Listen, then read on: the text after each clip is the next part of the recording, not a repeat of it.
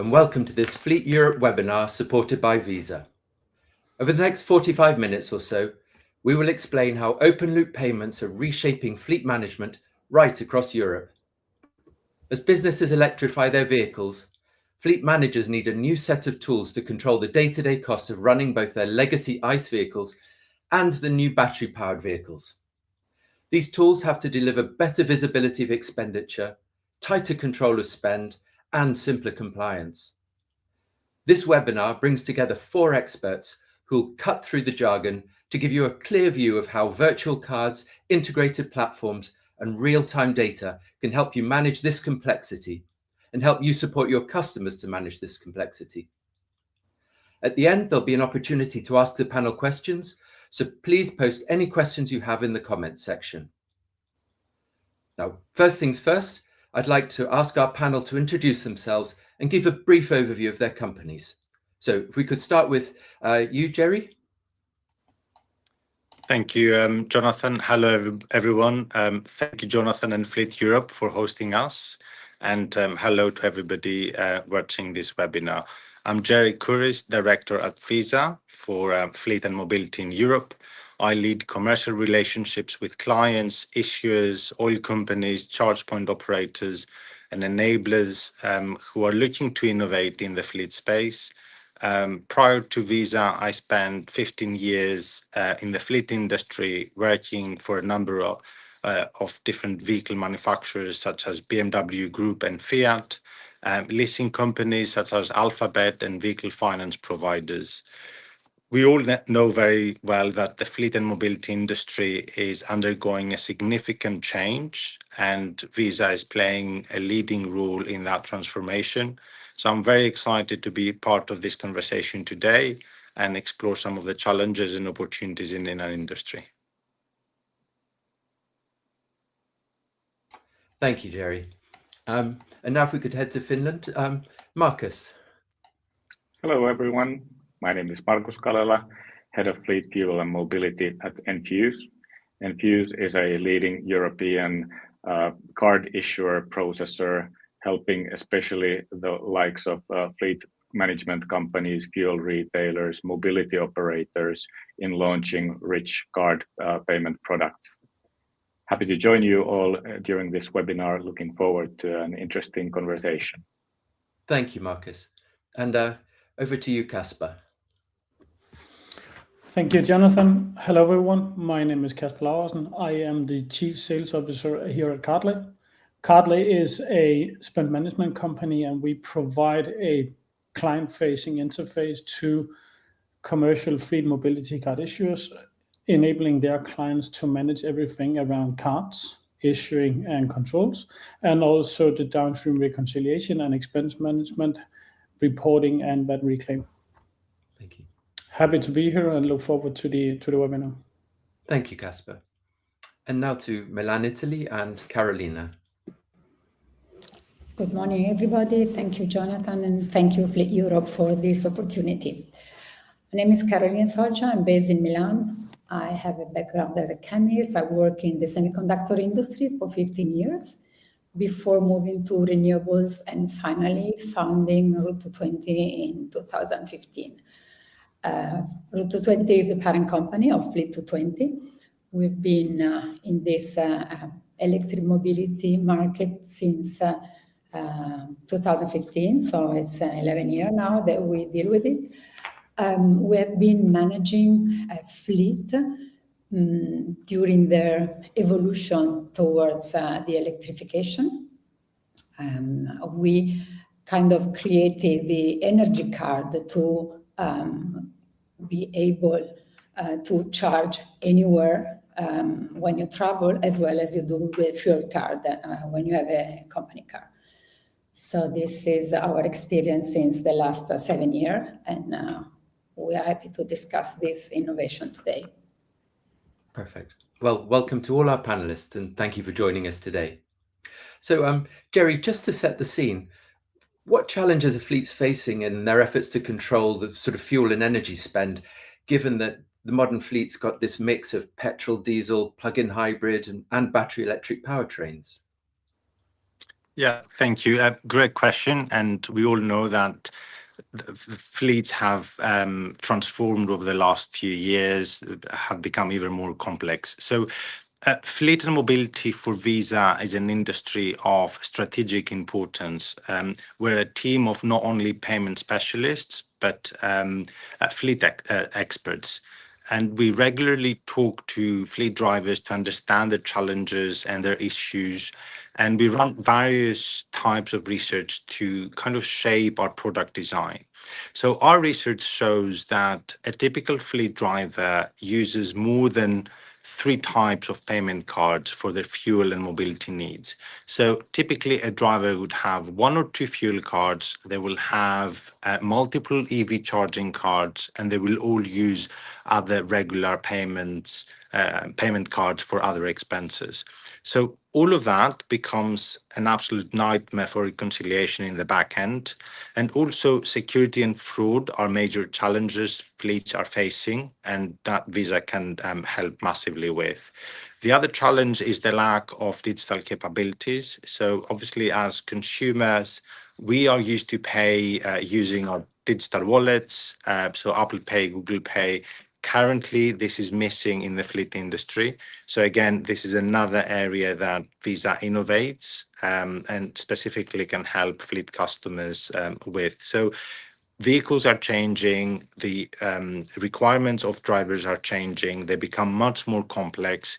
So there's a lot of opportunity here to support our customers with a solution that can cater for their needs on the road, as opposed to only address petrol or diesel or EV charging, and be able to bring everything together under one solution. Thank you. Thank you. And Jerry, just because I suspect these terms are going to come up again and again in this webinar, could you explain the difference between open loop and closed loop? Sure. These are terms that we're very familiar with, but I appreciate not everybody understands them. So a closed loop system means you can only use a card, a payment method, to spend within a specific network. So, for example, a traditional fuel card only works at a defined set of fuel stations or partners. An open loop system is quite different. It runs on Visa's global payment network, which means you can pay wherever a Visa card is accepted. But the real difference goes much more beyond acceptance. The closed loop systems were built for specific use cases many, many years ago, specifically fuel. That worked well when fleets were simpler, but today fleets are dealing with charging, parking, tolls, alternative fuels, as we said earlier, and a broader range of other services, in many instances across multiple countries. So an open loop solution by Visa allows the driver to be able to spend money and make purchases for their mobility needs under one single system wherever a Visa card is accepted. And how does that play into the fact that fleets want to sort of re-establish the oversight and control that they once had with fuel cards? How achievable is that with an open loop system? Absolutely, and quite a lot. So Visa developed a highly bespoke product for the fleet and mobility industry called Fleet 2.0. And a short story here is that we started a few years ago when some of the oil companies approached us asking for help to develop their fuel card solution.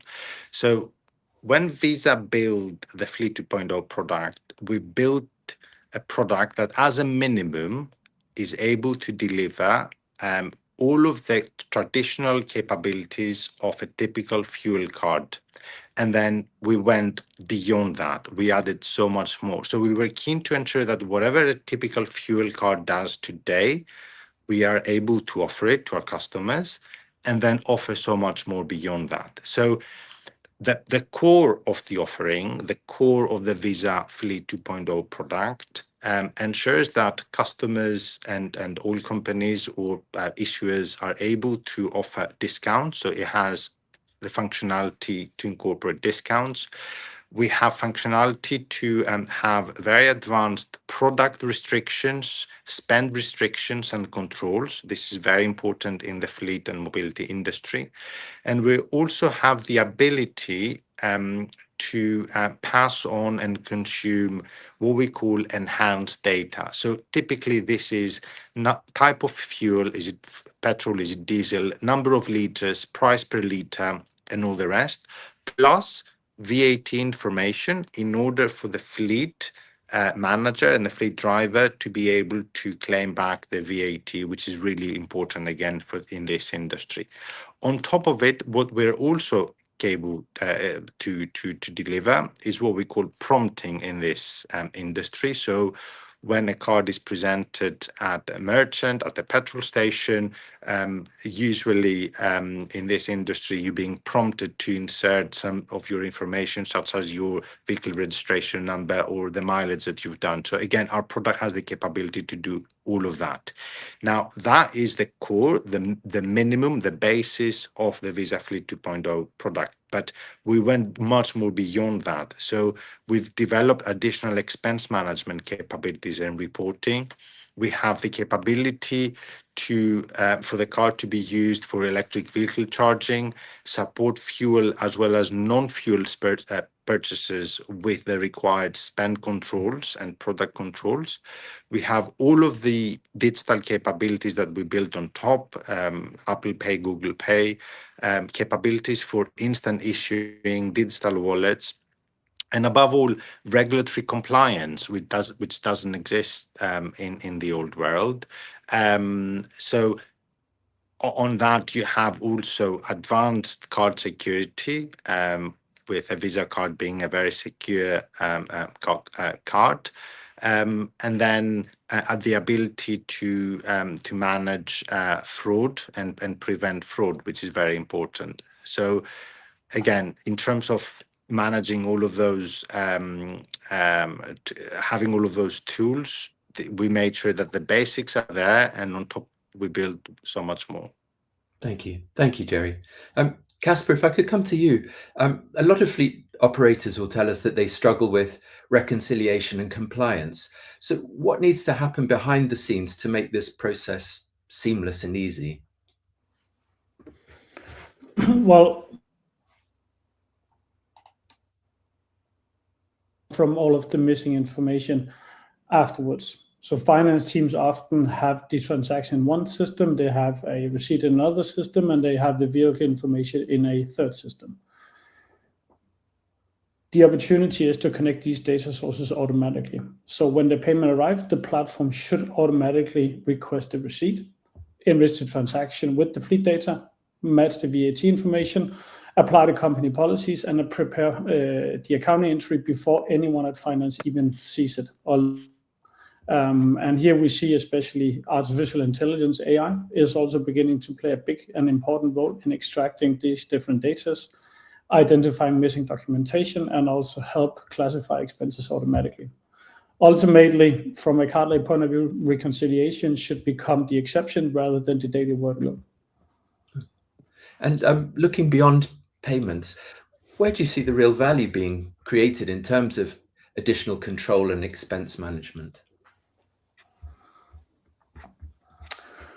So historically, as has also been mentioned, closed-loop fleet payments have been about getting a transaction approved. Today, that is just the beginning. The real value is actually by connecting every transaction to the business context, and potentially also before the payment is even being made. But who made the purchase? Which vehicle was it connected to? Was there a project involved? Was it within policy?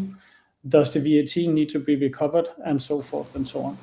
When all of this happens more or less seamless and automatically, finance teams will no longer spend time chasing receipts and manually coding expenses from different sources, and drivers will also spend less time on administration, while the managers get real-time visibility into the spend instead of waiting until month end. And this real-time visibility is a very important thing for us. because we see that the payments is a trigger that starts the automatic workflow afterwards. Okay, thank you. And just looking, I can see from a fleet perspective, just this growing complexity with all the different powertrains as well as new mobility services. So how should end user fleets start thinking about restructuring their spend and fleet policies going forward?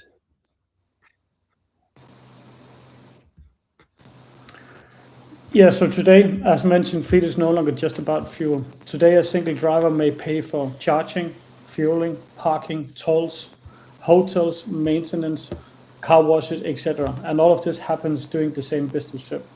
Trying to manage each of these with separate cards, suppliers, and manual rules can quickly become unmanageable. Instead, companies should define policies around the business intent rather than the payment instrument. So what can be purchased, under which circumstances, within which limits, and so forth and so on. Once these policies are defined digitally, they can be enforced automatically regardless where the payments is made for charging an EV, filling diesel on a vehicle, or paying for parking. So the objective is evidently not to give the drivers and employees more cards or payment instruments, it's to give them the control flexibility, while finance keeps visibility across every spend category in one platform. Thanks very, very much, Marcus. That's great stuff. Sorry, Casper. Now, Marcus, if I could come to you, please. I'm just looking in this brave new world, what type of restrictions have legacy payment systems imposed on businesses, and what are some of the prime advantages of a more flexible system? Yeah, thank you, Jonathan. As we've heard, the industry has been going through quite a transformation lately. It's been driven by many factors. Some of it comes from the regulation, some of it comes from the technological changes, like, for example, modern drivetrains, and some of it comes just from the fact that the expectations from us as users and us all being consumers, in addition to being professionals, the expectations are rising in terms of the user experience. If I think about someone who is launching a payment product for fleet and mobility needs, of course, they are thinking, how can they do a good business? How can they serve their customers in a way that enables them to do their work in a good way? And that has been maybe challenged lately, partly by the regulatory requirements. Many traditional fuel card issuers have been relying on a limited network exclusion, which has allowed them to be non-regulated. But as there is less and less room for such programs, they need to think, what can I do to be able to not only continue to serve my customers in the same way as I did before, but also to be able to address their new evolving needs. For example, allow them to charge their electric vehicles or some of the other use cases Jerry mentioned earlier. And this links to also many of the legacy systems used for payment processing and issuing. Many companies have their systems which have been developed in the prior decades, and they are not really fit for the modern products, something like the Visa Fleet 2.0. And what that means is that it is quite complicated for these players to be able to create the kind of rich user experiences which would allow the fleet managers or the drivers to have digital services for themselves, virtual cards, real-time controls, real-time visibility on what is actually happening in the fleet, and the ability to do changes in how the drivers can use the cards, what kind of restrictions are in place. So I would say these are the two main factors driving these challenges. How to be compliant with the regulation, how to develop quickly and cost efficiently richer experiences to fleet managers and drivers. And diving down a level from supplier to customer, what challenges are fleet customers encountering when they try to roll out a new payment system that might encompass electric charging, fuel purchases, and other mobility services? So one thing is, of course, the technical change. So your existing platform might not support more modern payment solutions.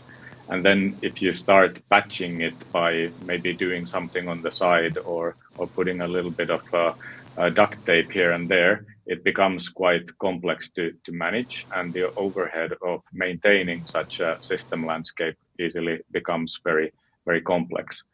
But I would say one of the bigger challenges is that it becomes difficult for the end customer to really understand what can I actually do if I have many different cards or many different payment methods.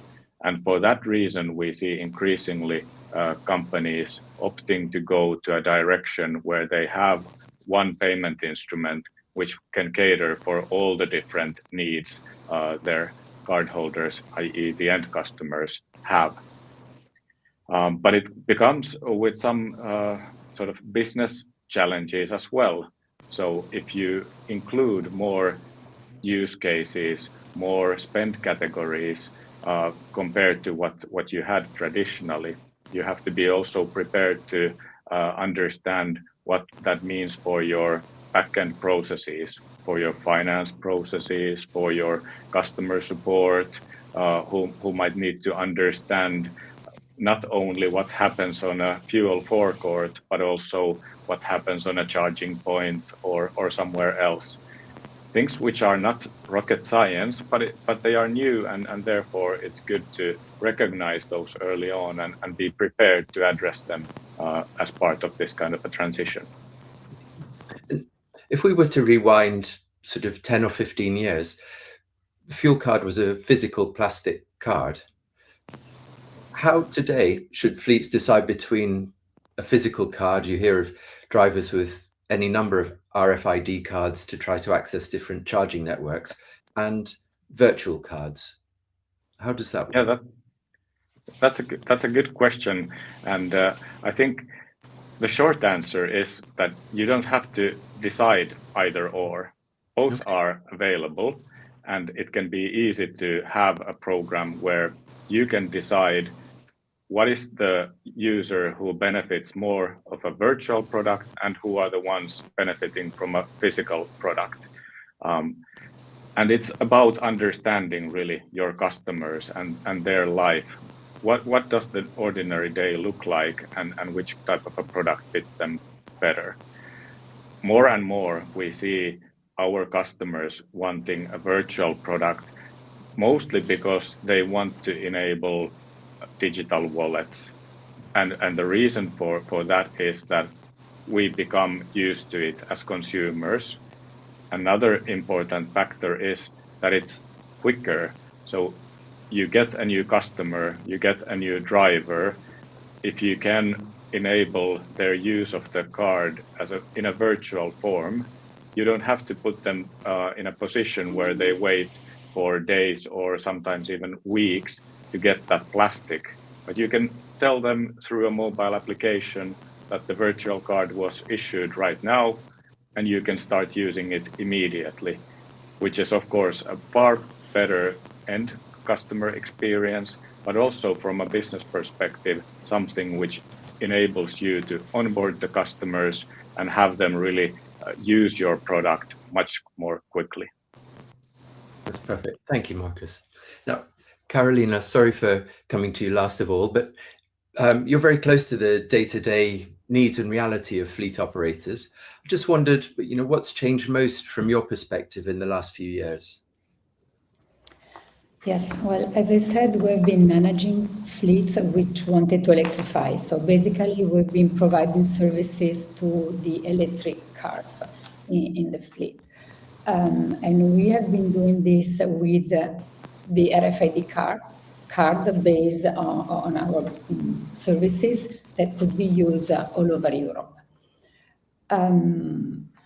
What we have seen discussing with the manager is what my colleagues with whom we have developed the project have been discussing. Customers asking for more services, So not only pay for the energy of the charging session of the electric car, but also for the gasoline, because many fleets do have plug-in hybrids. And as we've been saying, they didn't want to have several cars. So this is what triggered the idea of ODOS, but also the possibility to pay for all the other expenses like tolling machines, so what we've been saying. And this is exactly what the customer wants. One card that can pay everything, then we discuss this anywhere. And this is why Visa is instrumental for this, because you can pay wherever you want. Visa is accepted, which is basically everywhere. Each fleet has his own procedures, his own allowance on what expenses they want the driver to do. And so the fleet manager can decide the amount that the user can spend, can decide what expenses are allowed, what expenses are forbidden. So this kind of tool is instrumental also for these needs, because each fleet has a different need compared to the others. And just building on from that, I'm just interested in how sort of integrating a payment solution supports better decision making among fleet customers. Yes. When you have a payment, let us say that our card, the ODOS card, is not only a payment card, because it is coupled also with the expense management app, and it is coupled with the platform for the fleet manager. So you have the card for the payment, but then also the app to manage all the expenses that will avoid all the reconciliation, as we said. No more paper receipt, no more time spent to send in all the monthly expenses. Everything is done in real time, so the fleet manager or whoever, the finance people, they can easily see the data sorted by driver categories, whatever, and especially this can be done in real time. So also all the parts of, let's say, fraud or cost control can be done in real time, which is very important. The fleet manager has his own platform where he can ask for more card for the driver, and he can check, as I said, all these expenses. And it's important that the company can have data to take decision, real data, real-time data to take decision, instead of kind of guessing what happens. A very basic example of having one payment method for the plug-in hybrid. You can easily see if your driver is indeed charging the car with EV, or it's only using gasoline. So because if you want to electrify somehow, it's important that the electric part of the car is really used. And if you have multiple systems, multiple platforms, this control is not as easy as if you have everything combined in one single platform. Thank you, Carolina. Jerry, Carolina introduced the ODOS card there. What's Visa's role in ODOS? Forgive me, Carolina, my pronunciation of ODOS, but Jerry. I found the ODOS name a very interesting choice, if I'm honest, Jonathan, when Carolina and her team decided to name the new product. ODOS means pathway, road in Greek. So it's definitely the pathway for mobility. So I found the name incredible. So at Visa, we're very proud to be part of ODOS. So Visa provides effectively the payment network that sits behind the solution. It allows the ODOS card to be accepted effectively wherever a Visa card is accepted, either at a petrol station or at an EV charger or at any other merchant a driver wishes, whether that is for parking, for tolls, for breakdown expenditure, tires, maintenance, servicing of the vehicle, anything that is required within the mobility categories. And obviously, from a fleet manager point of view, that fleet manager has the control to restrict and choose where that card is being used. But yeah, Visa sits behind within the Visa global network. Jerry, given the global reach of Visa, it's one of the world's most recognizable brands. How important are the partnerships with these other companies like Enfuce, Cardlay, Fleet220? How do you come together to work with? Well, I mean, there are very few brands in the world as big as Visa. So how do these partnerships work? Yeah, excellent question. Thank you. And we're really glad to collaborate all together. So Visa recognizes that fleet customers, they don't buy individual components. They need a complete solution, right? So it has been a very strategic priority for Visa to develop a holistic solution for fleet and mobility. So we build an ecosystem of partners that effectively enable the transition from closed loop to open loop. For an oil company or an EV charge provider to kind of launch a solution. So for that reason, we developed a program called Visa Ready for Fleet. Now, what Visa Ready for Fleet is, it's a partner program with selected partners who specialize in fleet and mobility. Enfuce and Cardlay both belong to the Visa Ready for Fleet program, and we're very happy and proud to have both partners with us. But the Visa Ready for Fleet program also has many more Visa partners that have been specifically selected for this industry, that offer a variety of solutions that make it possible for a fleet card issuer to innovate in this space. Thank you. Marcus, we're starting to get a picture of this ecosystem that's required to provide a comprehensive solution for fleets. What role does Enfuce play in ODOS? Yeah, essentially we play two roles in this partnership. We are the card issuer processor, so that means that we have the platform where all the Fleet220 cards are managed, where all the transactions performed on those cards are processed.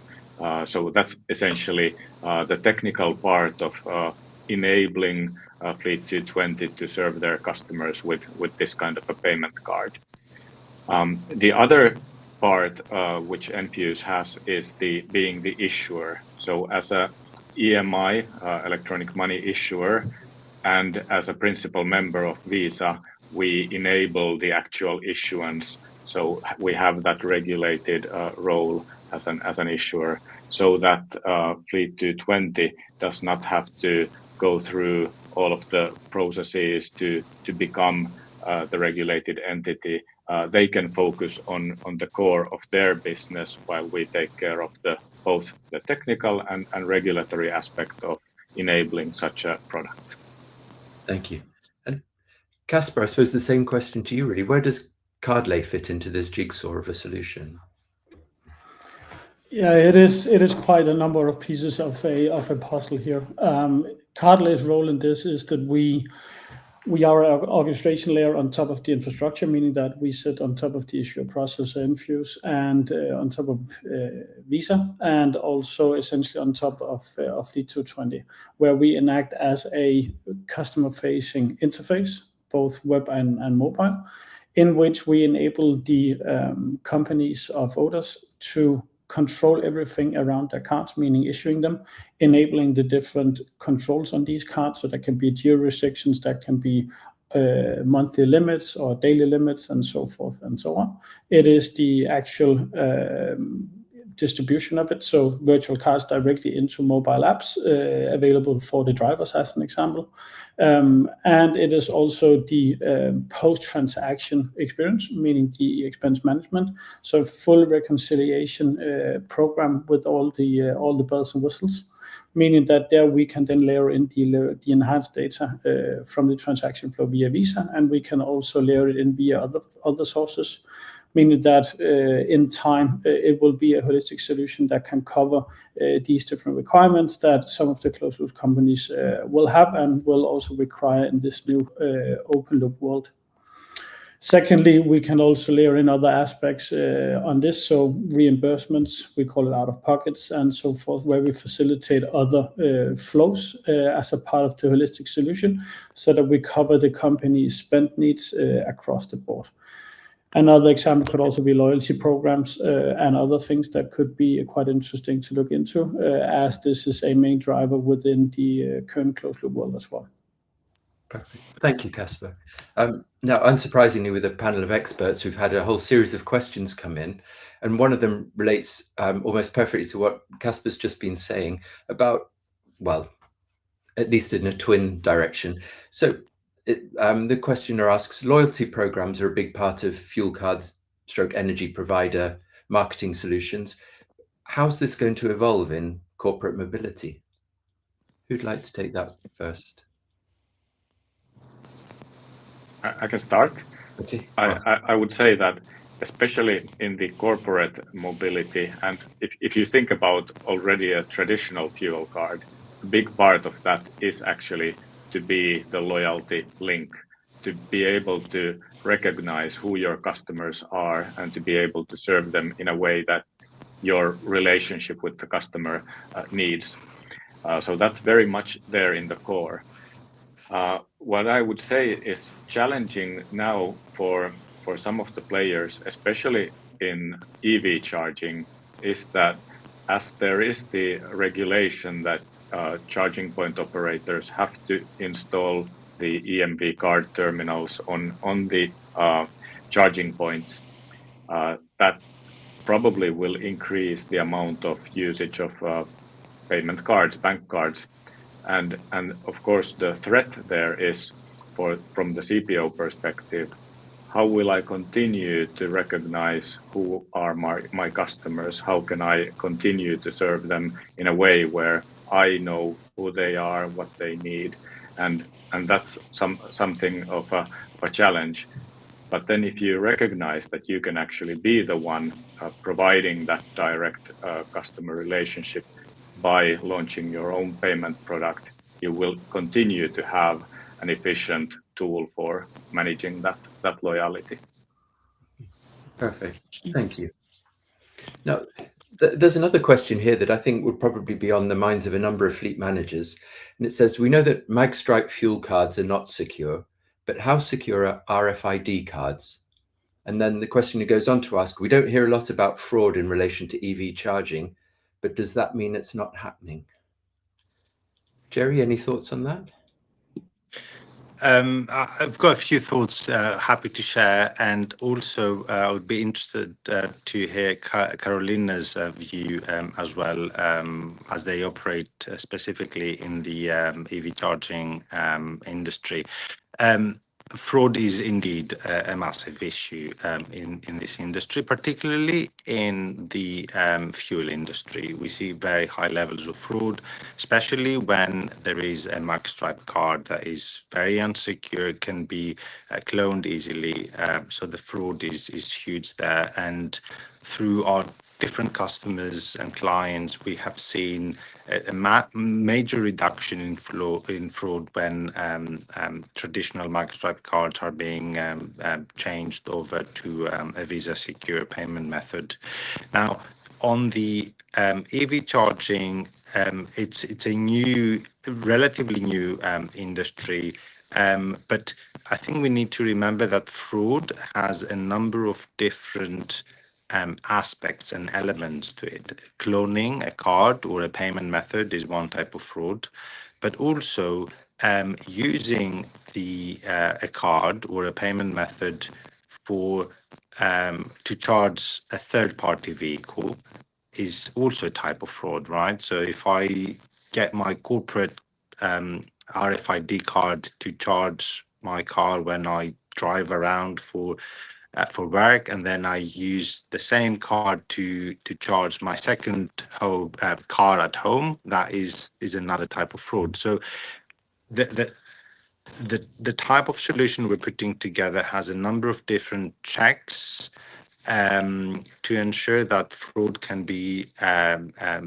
mitigated, minimized, and prevented across all of its shapes and forms. But again, Carolina, it would be really interesting to see from your perspective the use cases that you have, because I know you've helped a lot of customers at Fleet220 on this challenge.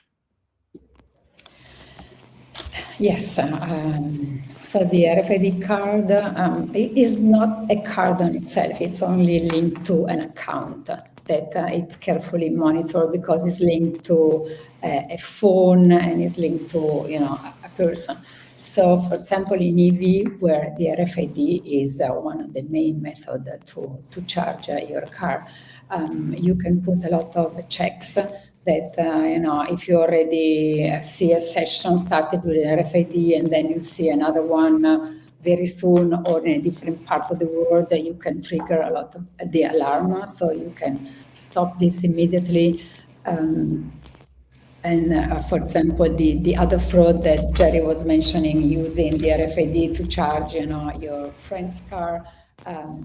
For example, we offer a system based on car data. So at the moment the car is being charged, we get the location of the car and we have the location of the charging station. So if they don't match with the account information, then we raise a flag to the fleet manager that he can control.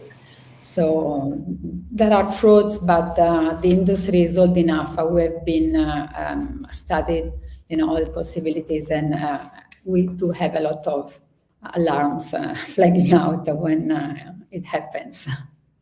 Thank you. And we've probably got time to squeeze in one last question, which is, I think, will appeal to a number of the procurement people watching. This says, the closed loop companies would argue that open loop does not yet facilitate complex pricing, such as Platts Plus, VAT recovery, and level 3 data for enhanced analytics. The panel talks about capabilities, but where's the data that closed loop issuers have access to currently available today in Europe in the open loop world? So does that, just to précis, there appear to be certain advantages in some of the data gathered by closed loop that may or may not be available in open loop. Is that an issue that you've encountered? We believe that with the system we have built, we do collect a lot of data. So because in the Others app and in the platform, you have all the data about your expenses. So if we're talking about EV charging, you have all the kilowatt hour pricing, whatever. You also have the mileage, and the same is for fuel. You insert which kind of fuel you have. We know the liter, the prices. So we do have all the data related to the expense. And if I may add a little bit on the Others card, which, as Jerry said, Others is a trip. And this is why we call it a mobility card, because it doesn't only allow you to pay for the car-related expenses, but for all your mobility needs. So you can use it to pay for your public transportation, be it the bus, the metro, the train, even the plane, because as we were developing it, we, again, talking to fleet manager, but also to HR, we understood that the entire mobility expenses would need a place to be collected altogether per single employee. And Also, if you consider that many young people, they are not really interested in cars, they would like maybe to use the car sharing or the bike sharing. So again, this card will allow you to use it, and it will allow the HR to put up some benefit plan and welfare plans that could appeal not only to the more traditional car owners, but also to the younger people who may have different needs. And just building on that, Carolina, that increasingly we hear similar stories, and some of forward-thinking employers talking about a total cost of mobility rather than a total cost of ownership because of multiple means of travel. I suppose the question that everyone wants to take into a business proposition is, how will this type of card, an open card, improve the real TCO or the real total cost of mobility? Are there examples that you can give, or sectors that you can point to that would give you a stronger business case to introduce this type of solution? Well, again, once you have all the data and you can combine all the expenses, as I said, you can discuss about welfare plans, about loyalty program, and so this is where I think the TCO can also see some improvement. We are talking to companies, again, that this is, every company has its own structure, so, and the beauty of the open loop card is that gives you the flexibility to set up your mobility plan as you like. Perfect. Thank you. And if I can add a very little thing, also we link every trip also with the CO2, which is saved, because we know that if you use EV rather than gasoline or train, you save the planet a certain amount of CO2. And this makes also sustainability manager very happy when they have to do the ESG report, because they have all the data already in the platform. The more colleagues you can make happy, the better. Yes. Casper, you wanted to add something there. Yeah, I think one of the things that we at least see from our side is also that what is it that you actually consider of the total cost of ownership?